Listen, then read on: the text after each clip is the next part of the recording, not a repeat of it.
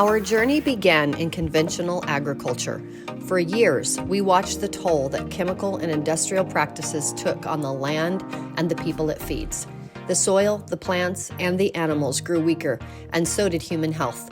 We knew that something had to change, and that's how Aglands Natural was born, a company founded with a single mission: to work with nature and not against it.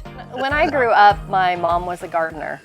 And I always remember, fresh beans, tomatoes, corn, a squash from that garden. I just remember there always being like fresh homemade food. My heritage is from Irish and Choctaw. So I have this background of hunter-gatherer from the Native American side and farmers or tenant farmers from Ireland. And so being close to nature, being close to how nature works, that's what my roots are. When I got married, I started gardening. Very quickly became aware of organic gardening and started subscribing to an organic gardening magazine.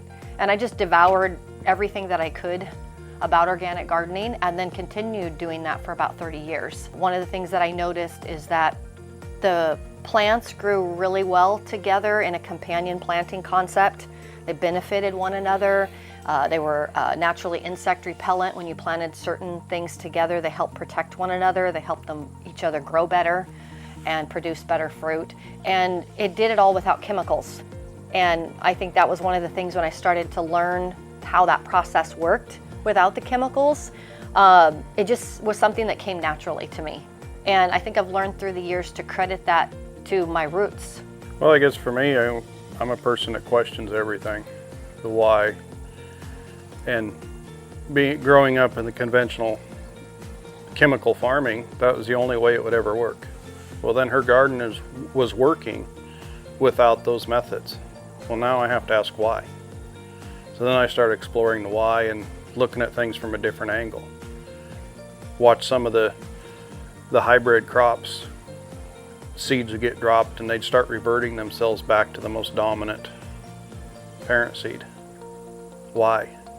It's part of how nature works. When you leave it alone and quit forcing it, and then whether you're raising plants or animals, and you start paying attention to that, nature starts speaking to you, in a version of screaming, don't do this, or I need more of that, because you see how it's responding.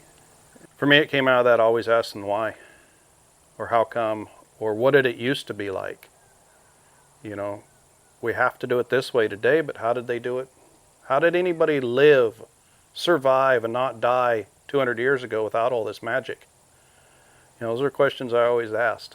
And it led me to the observations that I have today. I'm still learning, still asking questions. As our thinking turned from chemical agriculture toward regenerative farming, we learned more and more about what it meant to partner with nature in growing healthy food.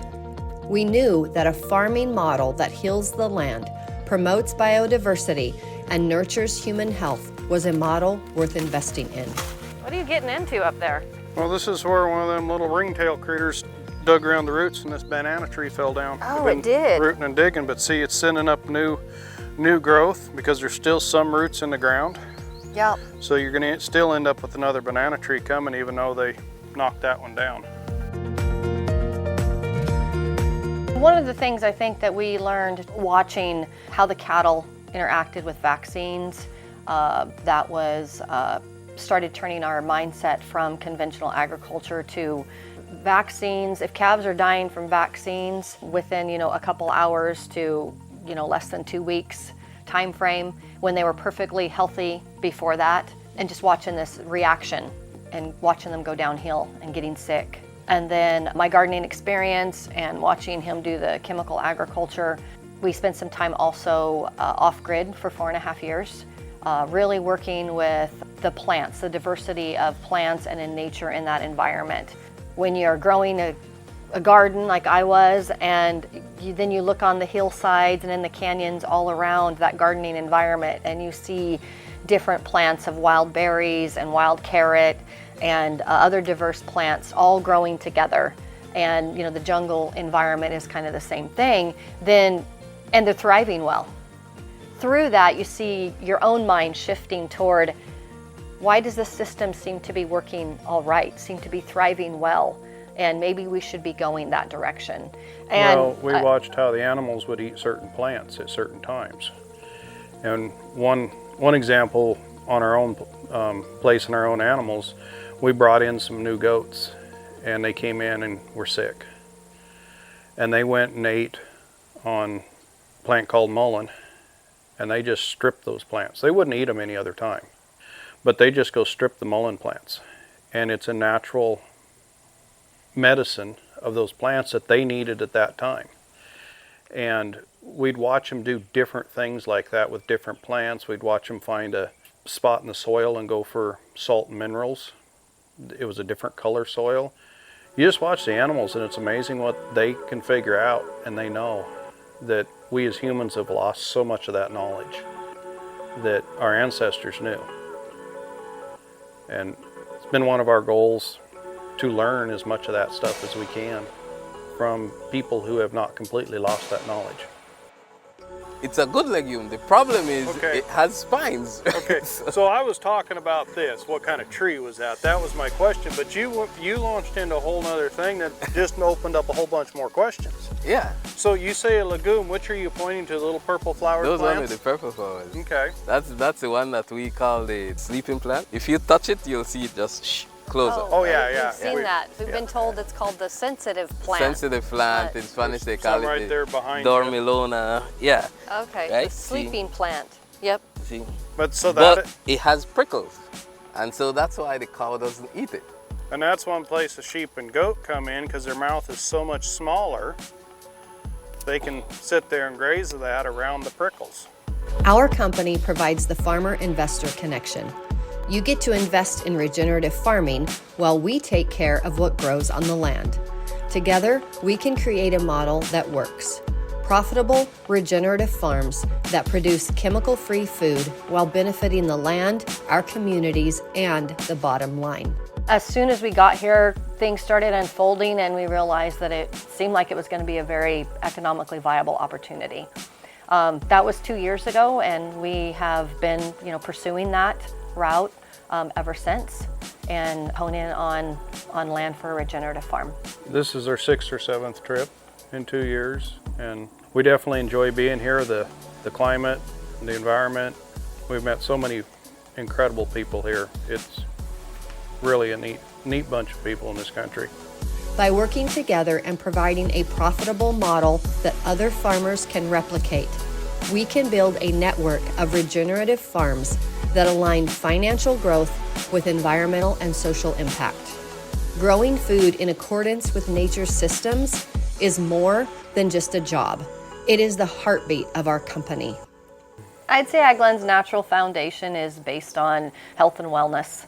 Everything that we want to do and why we decided to found AgLend's Natural was to build a food system and not a chemical system. We've just seen the ill effects in our own life and in other people's lives and in the animals and in the land, and we believe in that wholeheartedly and so passionately that we want to do what we can to make a difference. And anyone who wants to head down that road to create a healthier food system for people is part of our team. It's the way we look at it. And raising crops without chemicals is very economical from a business perspective, and actually is more profitable and a simpler life. You go down the chemical road and you get to chasing your tail with extreme tight deadlines on the chemical applications, and it's a high stress, busy, high demand, high input operation. Regenerative farming isn't only about food. It's about health, about well-being, and finding balance with the land we rely on. It is not a trend. It is the only way to grow healthy food. It is the future of agriculture. We want to connect with those who share our passion for a food system focused on sustainability, health, and wellness. We want to get to the point that we can show all sorts of people that this is possible to do with their farm, possible financially.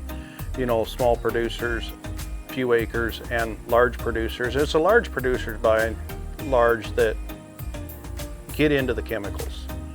They think that's the only way they can go to scale. And you know, it takes a certain amount of a product just produced just to pay the bills.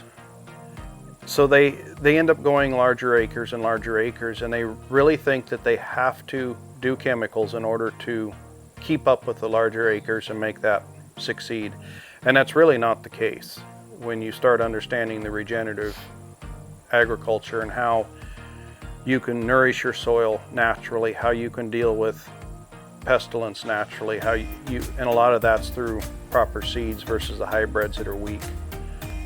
So we really want to do it on a larger scale so that people of that larger acreage scale can see it as an example, because they are the largest users of chemicals in agriculture.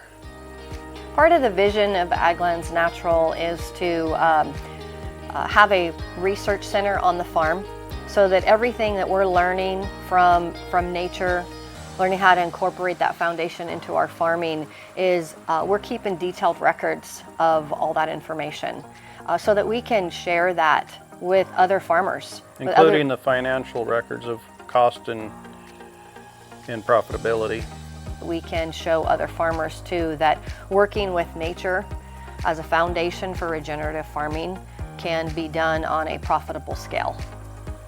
So education is really a major component of our vision, but not only just so that we can learn lots of things and pass on that information, but we're all about learning from others around us and just being able to learn together. Because I think as we do that, that's all what makes our vision full circle, is as we're learning from one another, we can help each other move forward.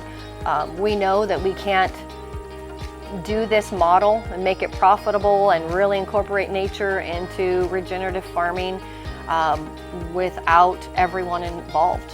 A team, you know, the financial players, the other people, the other farmers that we get to know, that we also learn from and learn how what they've learned from their own ecosystems and environments, and what we can bring to the table as well.